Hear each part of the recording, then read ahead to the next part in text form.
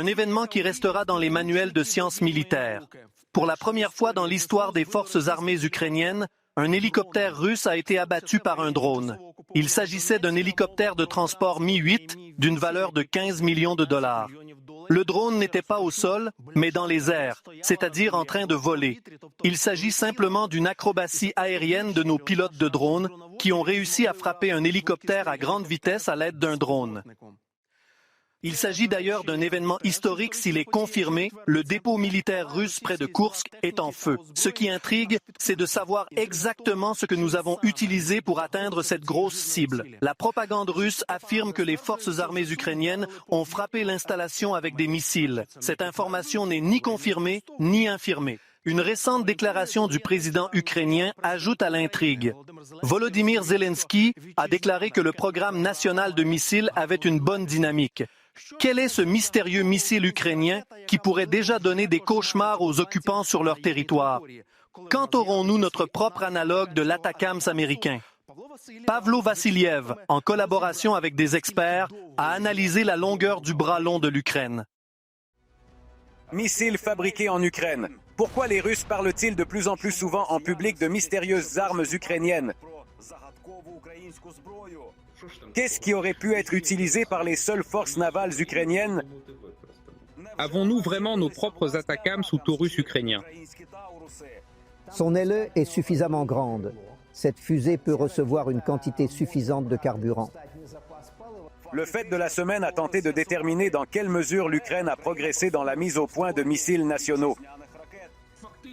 En fait, il est possible de pointer le doigt n'importe où et d'y lancer des missiles.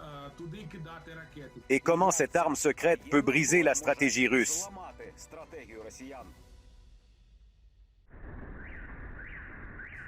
Démilitarisation et création d'une zone sanitaire dans la région de Koursk, le point le plus chaud sur la carte du pays agresseur cette semaine. On a notamment signalé des explosions dans l'une des bases de stockage de matériel et un incendie dans un dépôt de pétrole. En outre, les Russes parlent de plus en plus de mystérieux missiles ukrainiens.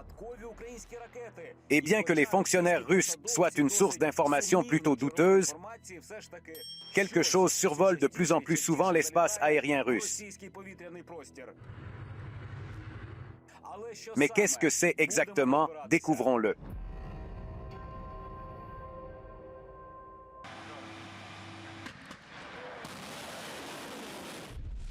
Il s'agit d'un fragment de missile 48N6 du complexe S-300.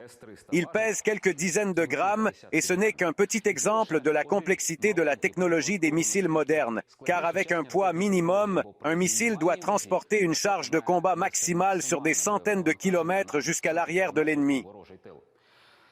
Seuls 16 pays dans le monde maîtrisent la technologie des missiles et l'Ukraine en fait partie.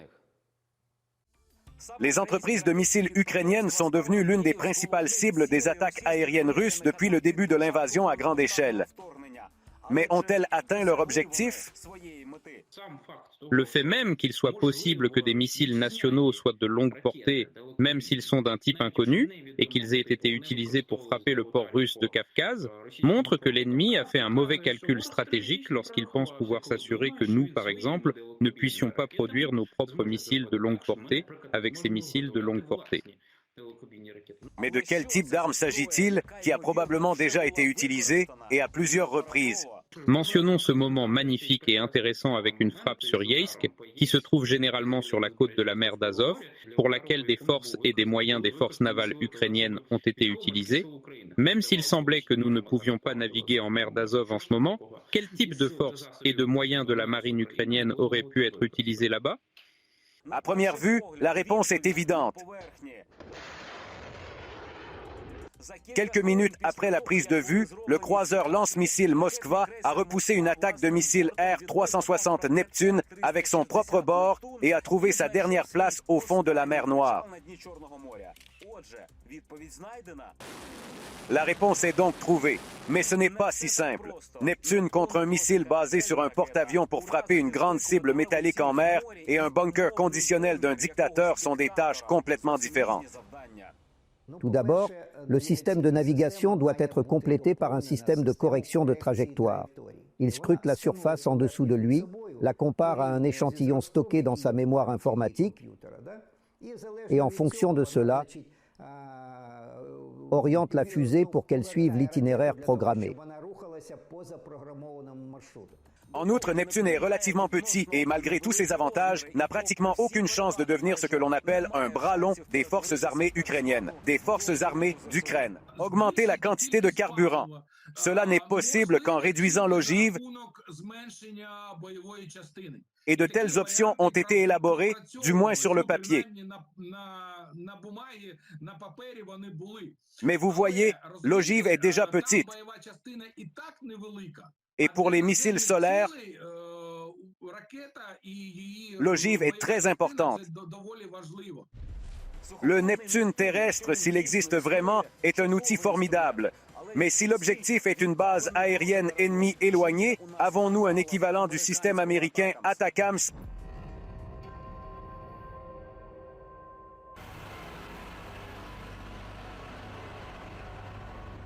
Année 2021.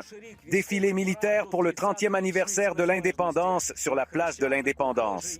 Oiseau rare et féroce de l'industrie de défense ukrainienne. Complexe opérationnel tactique Sapsan. Destiné à être un analogue des missiles balistiques ATACMS et du complexe russe Iskander.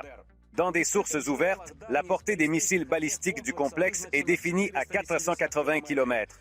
Ainsi, un seul Sapsan dans la région de Kharkiv atteint la capitale des armes russes, Toula.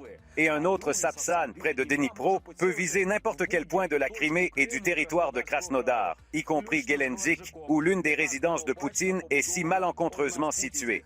Mais jusqu'en février 2022, le Sapsan est resté un projet, malgré la présence d'un système de ciblage vraiment avancé, le cœur du complexe faisait défaut.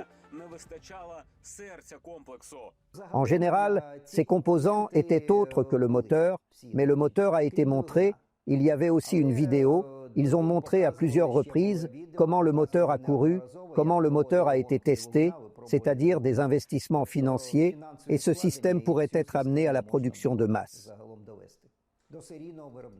Cependant, personne, à l'exception de quelques personnes en Ukraine, ne sait si le Sapsan a atteint le stade de la production, mais nous pouvons dire avec certitude ce qui se passera si ou quand il effectuera ses premiers tirs sur le territoire russe.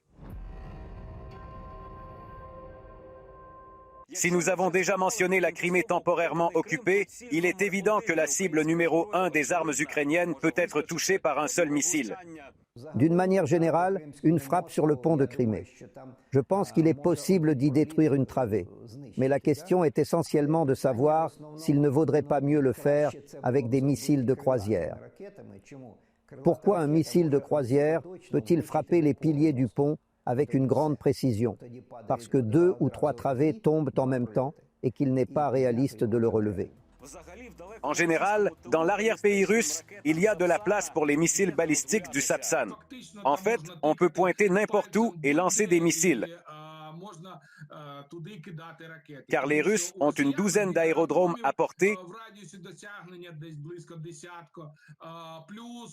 ainsi que des bases de stockage d'armes et de munitions.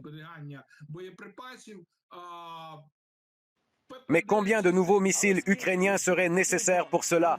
Et pourtant, même une douzaine au conditionnel obligerait la Russie à déplacer son infrastructure militaire hors de portée de Sapsan et de Neptune.